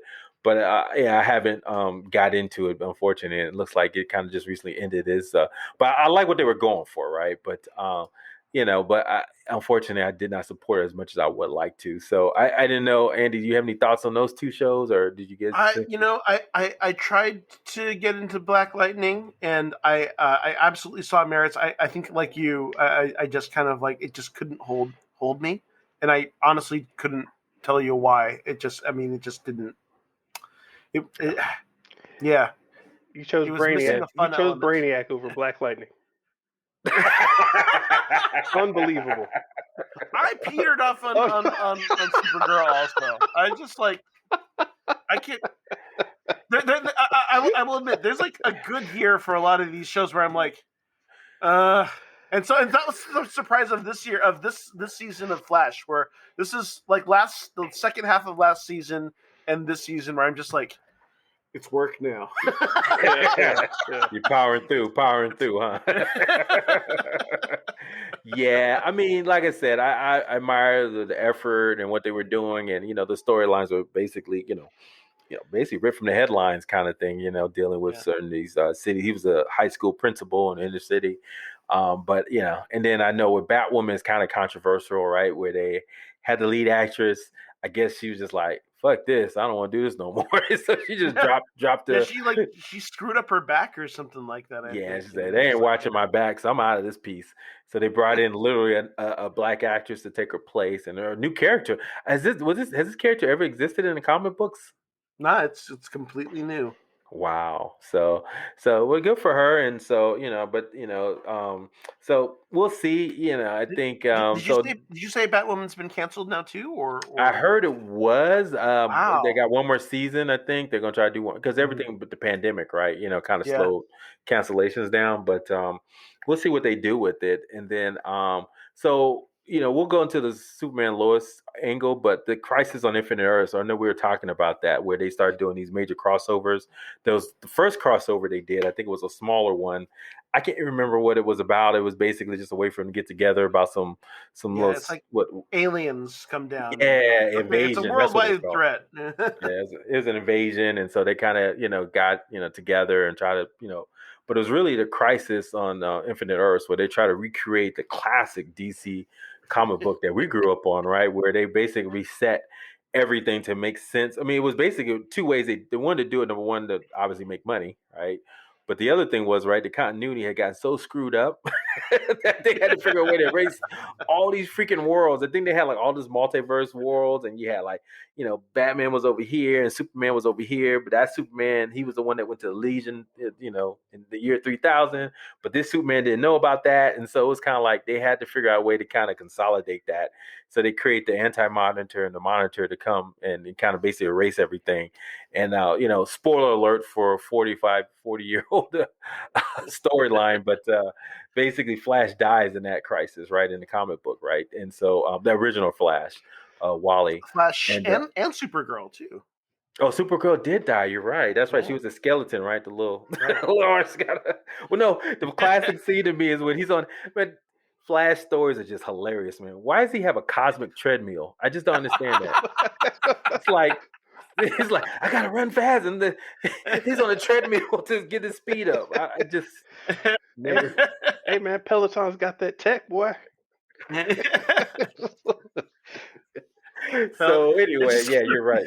Yeah, he unfortunately did not make it, and so they reset the timeline in the comic books, right? And so I think they were Right. doing something similar for the TV show. But this time they kind of flipped the script, and I mean, somebody major dies, right? I wonder who that was. And so not to give a spoiler, people want to go watch it, but I thought it was kind of interesting. I mean, and that's when they kind of basically consolidated. That they also solved a problem for the TV shows because you remember Supergirl was in her own little world, and so they finally had to figure a way to bring her there. And like you said, Black Lightning was doing his own thing, so they wanted to kind of bring them together. So they kind of found a way to kind of bring all these worlds together. And so, what did you guys think? I think you guys both kind of liked the Crisis on Infinite Earths when they did it. I mean, any big other things they? Those were the high points. I mean, to me, because I'm usually looking for this straightforward storyline, hero conflict, blah blah blah. That's usually what I'm kind of going for. These things throw that idea out the window and just like, hey, we're having a romp, we're doing this. Oh my Oh, God, what's wrong. this? Ezra Miller's gonna show up. Hi, you didn't think that would happen? Just all this madness Burt going Ward on. shows up and says, holy whatever the thing. I Yeah, don't know what he said. They took it back to 1990s Flash, man. I love that show, man. I'm surprised that they did that, man. That was awesome. So, yeah. and then they did Birds of Prey for a hot second. I think they did That's everything. right. They did. They got the actress who played Huntress. Huntress. Yeah. Yeah. Yeah. Then they had the old Batman. He showed up, the Batman from the anime series, the voice, but he showed up as Right. some other Kevin character. Conroy. Yep. Which they conceived for Michael Keaton, and they dreamed big, but of course they didn't get him, so they went like, okay. Oh, Michael Keaton did. He wasn't doing shit, man. Come on. We're playing the vulture, man. Get the hell out of here, man. But eventually they got him. I mean, they got him he's going to be in the new Flash movie, so. Oh, he is? Oh, Yeah. okay. Yeah, Well, he's going to that's be an right. old Batman with Ezra Miller. Man, well, that's a whole nother conversation about MCU versus DC. So who comes with these ideas first, right? You had Batman v Superman, then you had Civil War. But Civil War came out first, but didn't, Batman v Superman was conceived before. So and then now they got this whole multiverse thing. And so now, who's coming out first with these ideas? So it's kind of interesting. Kevin Feige, man, he's just he's just running rings around DC, but that's neither here nor there. But I liked them too. I thought Crisis on Infinite Earths, was great. What it was, I mean, it's kind of, I mean, one thing about these shows, man, just the special effects. I mean, you just gotta, go with it. I commend them. Bravo, Totally. bravo. But now, they're doing what they can, man. But they're stretching that budget, though, man. When they do this Crisis Infinite, you see all the scenes, man. It's like well, I mean, even going back to Arrow, where it's like this hidden island in supposed to be in Southeast Asia, but has all of these like pines and firs, and is clearly just like British Columbia. It's like. But that's definitely something that but when you got like Grant, jumping, running up walls, with the streak behind him, right, or throwing lightning, or running back in time and stuff like that. It's like, oh man, they're stretching it. So, but yeah, I commend them for it. And then obviously, I think even before that, they start introduce Supergirl's cousin, Superman, into the Arrowverse, right? Played by, did you know that was the same kid that was in Road to Perdition? I did not know that. Tyler Hutchinson, yeah. And I can't believe that, man. I was like, dude, I'm old, man. I remember that kid in that movie. Ben, have you saw that movie with Tom Hanks? You know what I'm talking about? With Road to Perdition? No, I don't. Yeah, go check it out. Tom Hanks. I mean, I remember when it came out, but I haven't seen it in. Yeah, Daniel Craig was in it. It was great. It's basically one of those kind of like that's one of the last movies for what's his name? The great actor Paul Newman was in it too. But the kid that played Tom Hanks' son in that, and wow, he grew up into be and he was also in Teen Wolf. I don't know if you guys saw that on MTV back in the day. Oh, on the Teen Wolf series. Yeah, the Teen Wolf MTV show. Yeah, he played one of the characters. I never watched that show, but I think he came from that. So, but he's really good as Superman. I mean, I don't know what it is. I think he carries that. It's like obviously he looks the part, right? You gotta have some white guy, the hair, the square jaw. That's half the battle. But then the other battle is just like this innate goodness that emanates from him. Is like, hey, I'm just a guy, just trying my best, man. I'm just from Kansas, just that simple kind of guy. I'm trying to help out. And so when they cast him, and then they finally brought in his the actresses that plays his wife Lois, it was really good, and I think everybody kind of was that liked it and thought it was great. And they even did in the crisis. I saw that they brought in back what's his name, the guy that played in Smallville. Remember he showed up. Oh I gotta yeah. What's his name? Oh, blanking on his name. yeah, Yeah, no, but and see, well, he's on what? He's on Lucifer too, right? He's oh, on. he is. Oh, I didn't know. Yeah, Wow. he was there for like a season. Okay, I gotta check it out. Yeah. So anyway, so I think everybody kind of liked those characters, the Superman and Lois character from, I guess, the Crisis and Supergirl, and so I guess they spun them off to their own show, and so that's kind of where we are now with the Arrowverse. And so I think, to your point, you kind of hinted at it. This is kind of a new version of Superman, where with the multiverse being rewritten and basically everything kind of synced together. Superman and Lois now have twin boys, teenage boys. And so now, we have kind of like that So wait, CW, we're not spoiling anything on this one, are we? Or are we? Do you want to, we can talk a little, do you want to, we can talk a little bit about it because Uh, there's some interesting things happening here. you know, I, in the last 2 episodes, they did some very interesting things. That might Yeah, be. spoiler alert. How about that? Let's just get into it Okay. because we may cover it again. Spoiler alert. All right, Because this is so kind of interesting what yeah, they did. let's go. So, yeah, I'm just giving the high level context, but Superman and Lois, basically, I'll be honest with you. I mean, as a person, I have 2 kids, older guy, married. I thought it was really affecting, like that pilot episode, like that first 10, 20 minutes where they show him just like, just a regular guy, man, dealing with his kids growing up and not having the perfect life he thought, getting laid off from the Bugle, so Well, yeah, having to relocate. what was great was like the contrast, right? Where because they really blew their whole wad on the action scenes. So you have some like major, huge, bang out Superman fight scenes, throwing people through things, whatever, and then immediately he comes home, and he's got teenage boys who don't give a fuck, or they don't know he's Superman, and like you were late, I missed my appointment, and he's got like one son who's kind of has anxiety issues, and then the other son is like the golden Popular, yeah. boy, popular, football star and all that, right? And he's kind of failing as a father, and getting fired from his job and all that, right? And I thought that was like actually kind of a stroke of brilliance, because you can even hear it in the scoring where they have big booming musical score and then no music and silence when he's at home, right? Okay. Which is like, oh, okay, so we're Man, kind of Andy bring that deep insight, man. He might Right? replace us. The score, shit. I'm gonna start listening to the score when I watch these things. No, but I mean, really, I mean, they were like really making some interesting kind of cinematic choices, which I thought was kind of cool. And you know what? The best Superman stories, in my opinion, is obviously he's big and powerful external, but it's really those internal battles, as being the human battles. I think make the best Superman stories, and that's what they're trying to bring back, right? Because it's just hard to that's why Superman's probably not a compelling character enough in this in the cinematic universe, unfortunately now, because he doesn't have a lot of he doesn't have a lot of weaknesses, so it's kind of hard to find something that's just gonna oh, could he possibly die from this or something like that, right? As long as he stay away from kryptonite, he's all right, man. Leave him alone. So, but it's like, but when he has an internal, like you said, he's failing as a father, even though you can like move mountains and shit, that's powerful. So I thought that was good. I almost threw my vitamin water at the screen when when they brought out the kryptonite, and Superman was kind of like, no, don't worry, I'm okay.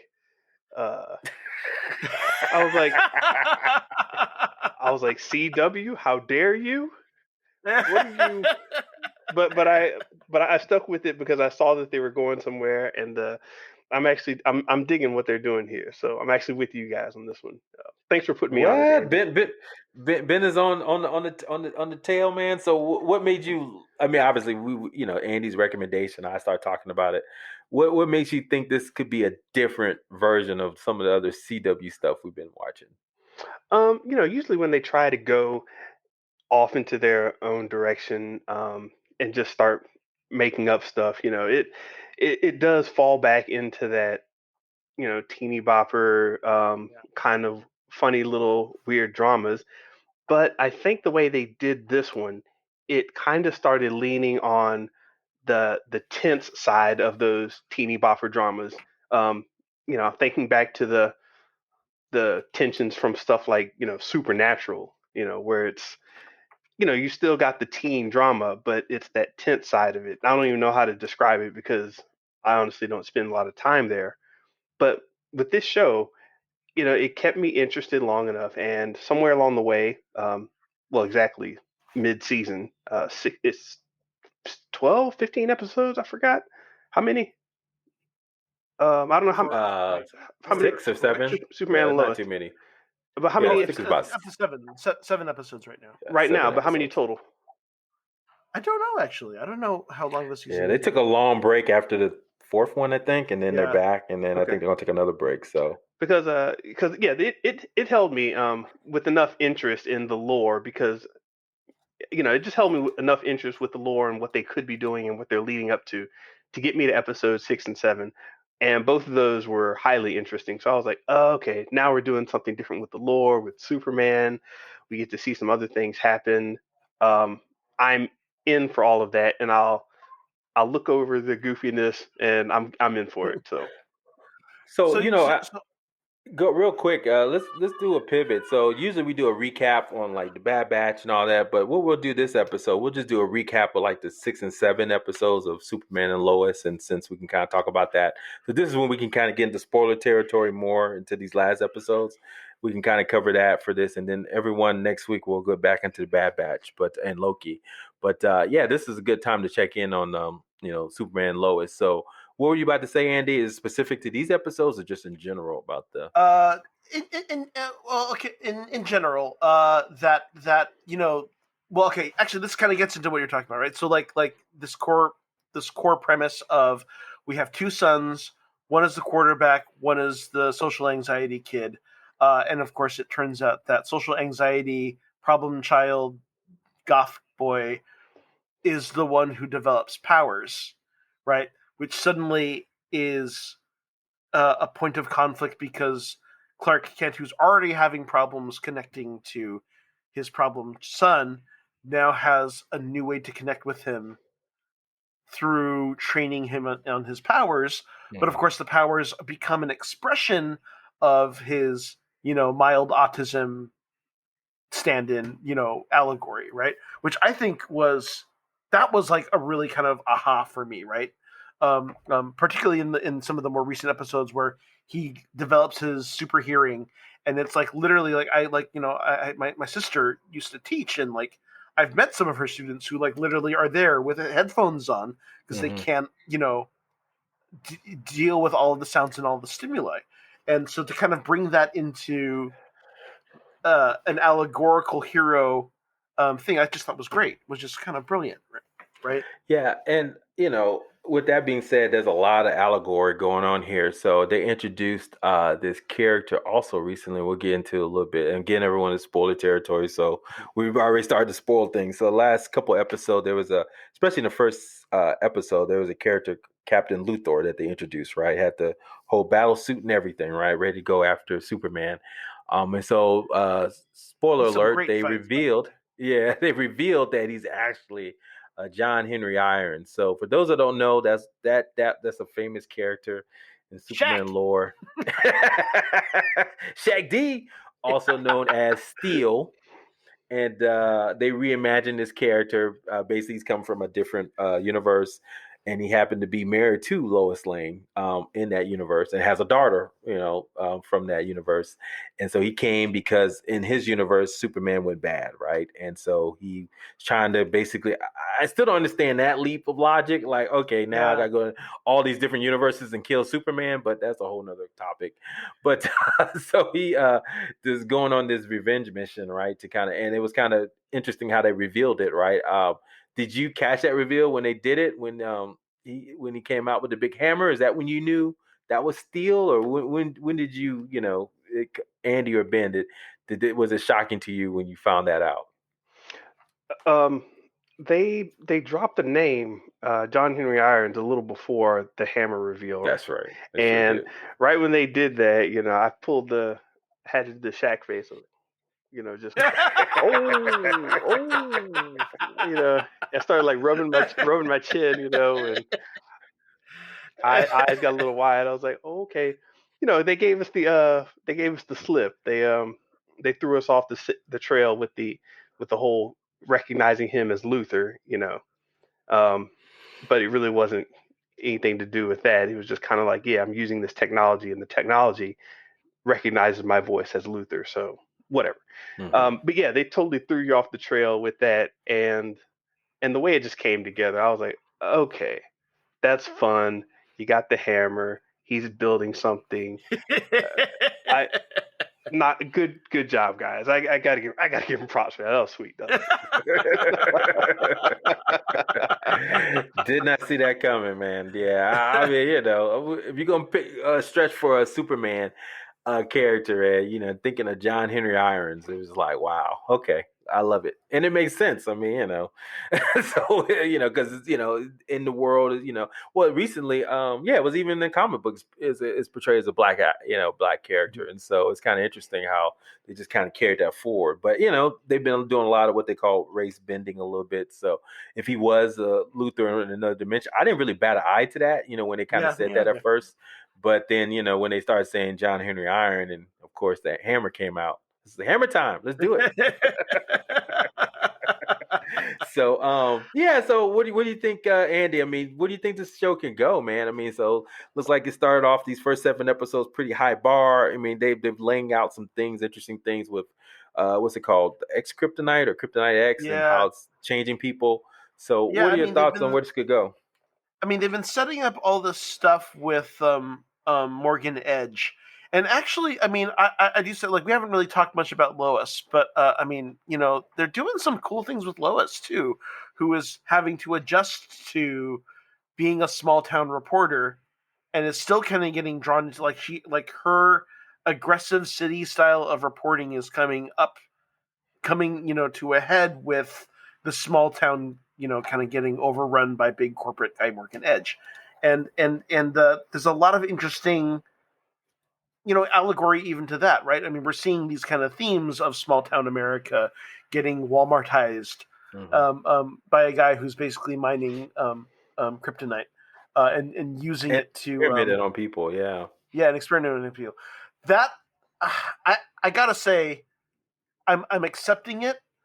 It bugged me during Smallville too, but I always kind of hate when kryptonite has effects on humans. Yeah. It's just like sprinkle some kryptonite on. Let's why is this guy like this? Oh, kryptonite. That to me is just a cheat, but like, fine, okay, I accept it. Real quick, you're right. We kind of glossed over Lois, and it's not fair because it is Superman and Lois, and I do like the actress. She's doing a great job playing, and you can tell that she's probably the smarter of the two, which is how it should be. And he's always like, "What do you say, Lois? Let's do it." He's kind of like the lunkhead, just okay, how should we handle the boys? And that's how you think Superman should act, right? Just following what she says, and she's always like a couple steps ahead of him and everything. But even as she's kind of digging up, this mystery of Morgan Edge and what he's doing, I mean, I think they've been pacing that kind of Cold War, so to speak, out quite well. It's been interesting. Okay, and he's actually, I didn't know he was actually in the comic books, right? I think he was in some other TV shows too. So I did not know, man. Dude, man, it's superhero TV shows and movies, man. They can never want for a character. They're like, look, we'll find a character somewhere that existed. We need someone not Lex Luthor. Yeah, who can we use? Max Lord, or we could use Morgan Edge, or we could use. So yeah, I'm digging it. Any predictions, real quick, on where Lois and Clark could go, or what you guys think? Go ahead. I mean, we can presume that that Steel is going to become part of the super team, right? So, like, he will become a supporting character. If we've learned anything from the rest of the Arrowverse, he will become part of he'll become like the guy in the chair. or something, right? The tech with guy. his- The tech with guy. with his Winnebago of tricks. his Knight Rider Dude, Winnebago. wait, hold on, real quick. When Jonathan went into the Winnebago and he said something, and then the thing flipped over, and you saw the TVs pop up. I was, oh shit, that's Spider-Man has amazing friends. That's awesome. The couch turned into a damn TV. I was like, yes, Spider-Man. I thought and his amazing friends. I thought of Inspector Gadget, man. Inspector Gadget. Oh yeah, that too. The gadget car or the Shackmobile. You know. The Shackmobile. So what's he gonna do? Just roam the earth in his Winnebago or the Americana and just until the story needs him. just hanging in the Winnebago, man, driving around across America, getting interviews, talking to the people, kissing babies. I guess it's just. Which is, it's like, yeah, okay, let's put some plot armor on there. It's like, okay, so here's a person that is listed as dead, former U.S. military, and now we know is actually an interdimensional traveler. Yeah, just let him drive. It's fine. Wouldn't he want to go back? His daughter's not dead. I mean, or is she? I don't know. I don't know. We don't know. I mean, I'm hoping the daughter's actually a really interesting character too. She's coming back. She's coming back. Obviously, she's got to come back. I mean, because obviously, they hinted at it. Lois said that they would have named her daughter Catherine, and and then Jonathan's would have loved to meet you, sis. So she'll show up in this. Okay, you mentioned that. Actually, I thought that was a really interesting episode. And like topic that I don't feel like I've seen portrayed often, right? But this most recent episode, Lois kind of confronts her trauma of going through a lost pregnancy. Yeah, and how she is kind of scarred from it, and yeah, I mean that's it's just a really interesting, unusual story to see, which I thought was well handled. So far, we're giving 2 thumbs up to Superman and Lois. Arrowverse, we're kind of right now where it's going, but definitely love Superman and Lois. So that's gonna be interesting. Yeah, I'm down for this. As long as they don't end it. Okay, so the thing with the Switch, and as Andy said, you have the super team of good guys and all that. Now you've got the rest of the season to build up a bad guy that you probably should have been building up a little more from the get-go. So the only thing I hope is that this doesn't become a soft bad guy that's just kind of in the way of me finishing the story. It's just like, get this red, yellow, orange kryptonite fool off the screen so we can roll credits and have some cliffhanger. Let's go. Well, we know Morgan Edge is probably the series big bad, right? But then Laura's probably going to be the season 1 big bad, right? That's who Superman's going to fight, because it looks like she has control of her powers the most. Laura, his right hand. Woman. Yeah.